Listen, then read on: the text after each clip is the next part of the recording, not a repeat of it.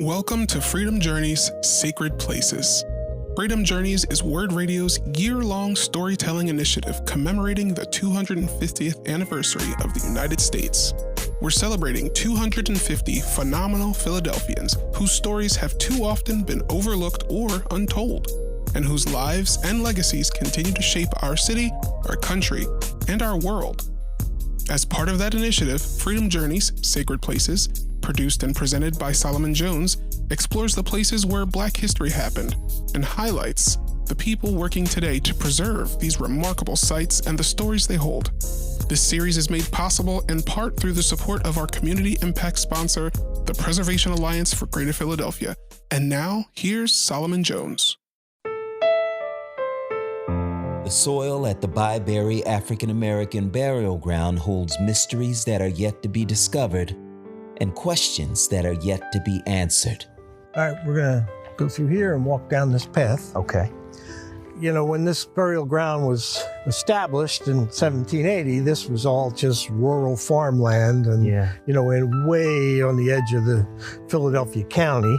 And there was the village of Byberry nearby, which had a blacksmith shop, a Quaker meeting, a general store, but otherwise, this was all just farmland and open space. So when they established the burial ground, it really was just sort of like this little parcel in the midst of all this farmland. That's Jack McCarthy, director of the Poquessing Trail of History Project. We walked together along a gravel trail through Benjamin Rush State Park to a small plot of land where the ghosts of slavery and freedom mingle in the brush.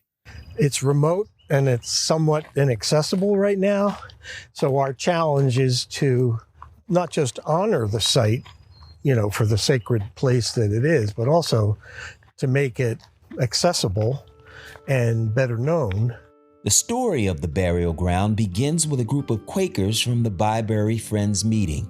Their neighbors included the wealthy Black abolitionist Robert Purvis, who built an abolition debate hall that still stands today. But in spite of that connection to Black freedom, the Byberry meeting also has ties to Black enslavement. Jack McCarthy explains. Byberry Township, Byberry area, the village, was a predominantly Quaker community. There were other denominations, but it was mainly a Quaker community. And the Quakers had a, somewhat conflicted history with slavery. Obviously there were a lot of Quakers that were active abolitionists and anti-slavery crusaders, but there were also early on a lot of Quakers that were slaveholders. And in Byberry, that was the case. There were not a majority, but quite a number of the local Quaker residents had enslaved people. But in 1780, 2 months before Pennsylvania passed the Act for the Gradual Abolition of Slavery, the Byberry Friends meeting created the African American Burial Ground. Here's Jack McCarthy reading from the historical record. On January 19th, 1780, Thomas Townsend, who was a local Quaker, deeded a small plot of his land near the Poquessing Creek, about a mile from the meeting house, to 4 fellow members of the meeting for the use of a burying place for all free Negroes within the limits of Byberry particular meeting.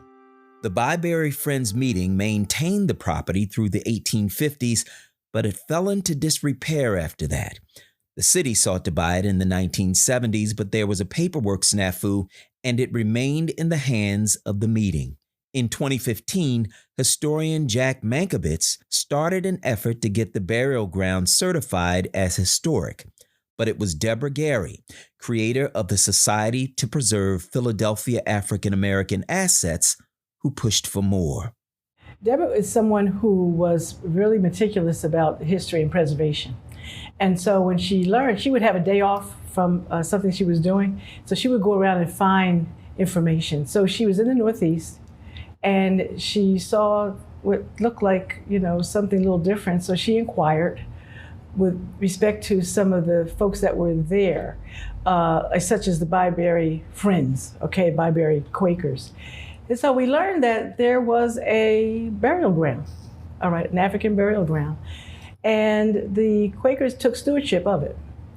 The only name that we know of is the name Jim that occurs in the record. That's Jackie Wiggins of Spa.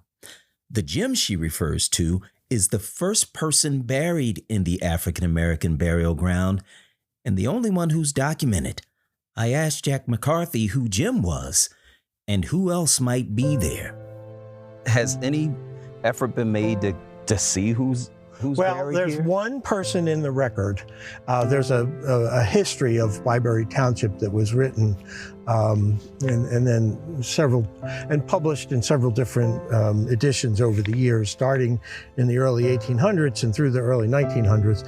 And in those accounts, it said there was a man named Jim who was enslaved by a man named Daniel Walton. Daniel Walton was a local Quaker, local member of Byberry meeting, who had a sawmill along the Poquessing Creek, which is not far from here. And these historical accounts say that this Jim was the first person buried here in 1780. That is the only mention of any name anywhere in the records that we have ever found. It never mentions people being buried, who they were, when they were buried. There's just none of that. And that lack of records raises questions for some, including Dr. Victoria Best of Spa. You know, a lot of people want to say that the Quakers did, a lot for African-American people or Africans or slaves during the time. I'm not going to deny or confirm, but I would have liked a better recollection of the individuals that they so-called owned and wanted to create better space for. Still, the work of researching the burial ground continues, and it's difficult work, filled with hope, but also with setbacks. Here's Jack McCarthy. Once we know more, we can have ground penetrating radar done. Now, there was a team from Penn that came out and did that a couple of years ago, but the terrain was so irregular that their findings were inconclusive. They couldn't really make any determinations. Mary Ellen McNish, president of the trustees of the Byberry Friends meeting, remembers that day well. I was there that day when that occurred. Deborah Gary got somebody from the University of Pennsylvania to come. And we did go over it with the ground penetrating thing, but it didn't show anything. We weren't successful that day. Then in 2024, the unthinkable happened. Deborah Gary, the driving force behind the project, died. Jackie Wiggins and Victoria Best remember. I guess the piece for me is that sometimes I just can't believe that she's gone. And when she passed, I just remember visiting her when she was in rehab, and just a few weeks later she passed. But when we stopped talking about a little bit of food, because she wasn't too happy with that, but we talked about, I said, let's get back to some things I want to do. She perked right up. She moved right up out of her bed. She leaned up because it was exciting to her to talk about Spa. And you know what, Ms. Jackie, a lot of the things that you said, I concur, I feel deeply, but I want to just add that I bumped head with both of you. But the thing what you both taught me is that bumping heads doesn't mean we can't do business. Right. And that was one of the things that she brought us together and understanding that the work is bigger than us. It's not about conflict, it's about getting the work done. And so working with Deborah reminded me that when you're tired of pity parties and you're ready to do the work, I will always be here. And she meant that. She was not a mother in a traditional sense, but she was a teacher and mother to so many. Yeah. And that includes myself. And I will say, because of her mentorship, because of the value of her teaching, her sense of consciousness of African-American history, it made me want to be a part of the Society to Preserve Philadelphia African-American Assets. And just to go back a little bit to the burial ground, we didn't bury Deborah there. We don't know whom else is there besides Jim, AKA James, but I hope that Deborah's soul rests there. among the ancestors. I hope that wherever she is, her soul spreads around and reminds us that we are still leading the fight against racism.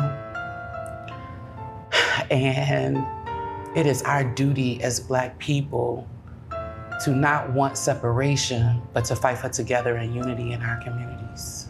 Like, that's how I feel. Sorry. I got a little emotional. I always get emotional when I speak about her because she was like a mom to me. For now, continuing Deborah Gary's legacy will mean finding the truth beneath the surface and learning the identities of those who may rest in the burial ground. To find out who they are and where they are, much work will have to be done. Here's Jack McCarthy. What we're hoping is we'll find out, exactly what is the original terrain and then focus on that and do ground penetrating radar to see if there are areas where we know remains are. Maybe we'll find things, maybe we won't. Yeah. But regardless of whether we do or not, what we want to do is properly landscape the site, delineate it. The historical record shows that there was a fence. The Quaker meeting kept a fence around the site. Most likely it was a wooden fence. It's not a stone wall or anything. So we would like to mark the parameters of the site with a fence. And then we want to have, reflective areas, reflective benches, memorial walls, historical interpretive panels, some kind of a stone monument. I mean, these are all possible approaches to honoring the site. The site is one of several that will be highlighted on the Poquessing Trail of History in Northeast Philadelphia, a historical project that represents a blend of cultures. Poquessing is a Lenape word. The burial ground is on land formerly owned by Quakers. The graves are those of African people. The truth lies beneath that land, and yet we still don't know who's buried there. Here's Jackie Wiggins. What do you think people should know about the other people who were buried there at that site? Well, it reminds me of what happened with Mother Bethel and the Bethel burial ground, in terms of once some things became known, even though that property had been sold by Mother Bethel, other information began to surface. So the hope would be, perhaps, in some of the Quaker records, if there's the funding to really find out more in terms of who were those Quakers that owned enslaved people. What were the names? And these are the kinds of things that are part of, it's like an investigation to try to find out, well, there were Quakers who were slave owners. There were Quakers who were not slave owners. But it was something that happened. So if it happened, where's the record? Because a lot of folks keep records. So how deep do we have to go and who do we have to talk to, in order to find out the more? What is the more that you want to find out? The more that I want to find out would be who's buried there. If you have one name, I'm certain there are other names. I'm certain there's a record of those Quakers who owned African people. Where's the record? Because folks kept records. They kept it for their business because it was considered a business. So that's what I want to know. Who were the people? It's like that one named Jim, as I mentioned to Victoria. Well, maybe he was called Jim. We don't know what he called himself. We don't know what his lineage is. Reminds me of Roots, with respect to Kunta Kinte, and then somebody called him Toby. So who were the people?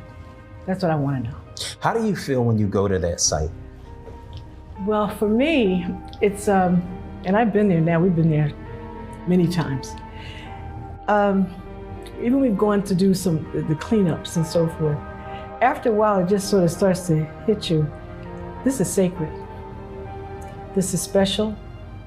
There are people buried there. We don't know if there are any bones or boxes or how people were buried. And that could be a question too to some of the Quakers. How did you bury us? So for me, it's like a spiritual thing that even when you're done, it's sort of like, I'm done. When we just did our last event there, I was asked to do a small little piece called Libations. And we talked about the name Jim, but the unnamed. And the unnamed is the part of our history in many respects that is painful and hurtful, but it's something that we have to deal with. And if we were to lift those names, that would be like a renewal of some kind. We don't have your name, but we know you're there. So for me, it's sort of like a spiritual piece where you feel something. And even when people would point over, they would point, to the burial ground. And it's like a mound, so it's like, I know y'all there, but who you be? With so many swirling questions about the burial ground, there's a natural tension between the perspectives of the descendants of the enslavers and the enslaved. It's a tension made more pronounced as time passes and attitudes change, and buried truth is unearthed. I spoke with Mary Ellen McNish, president of trustees of Byberry Friends Meeting, about that tension and about the search for truth. In the present day, we have a unique opportunity to highlight some of the core places where Northeast Philadelphia came into being through this partnership with Preservation Alliance and FA and others.